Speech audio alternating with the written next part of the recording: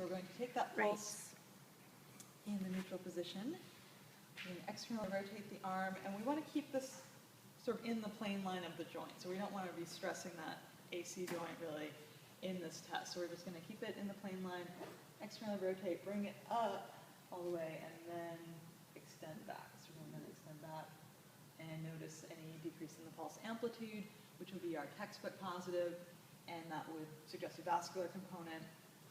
And then notice any symptoms. And so if they get symptoms on this one, pain, tingling, numbness into the forearm and hand, then that would suggest thoracic outlet, in this case from what compression by what structure? Pec minor. Yep, so it's going to be compression of that neurovascular bundle by the pec minor muscle.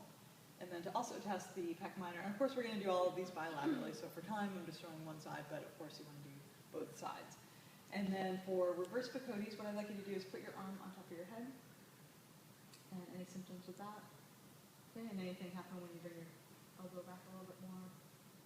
Nope. Okay, great. And so that would be our pertinent negative, and you can relax your arm.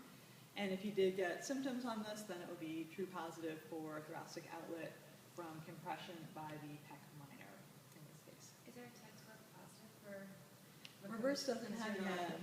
Checking the pulse. Exactly. Yeah. So we will not have a textbook positive on the reverse bakodes since we're not actually checking the pulse on it.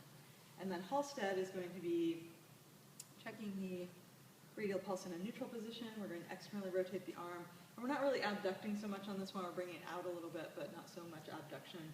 Extended, and then we're going to have them look at the ceiling, so look up straight at the ceiling, and we're going to pull down on the arm.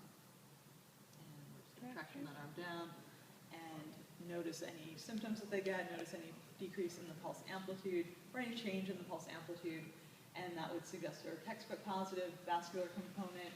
And then if they get symptoms, then that would be compression of the neurovascular bundle, and in this case by any of the structures that can compress the brachial plexus and neurovascular bundle. All right, so questions on those ones, right? So reverse bakodes or Halstead?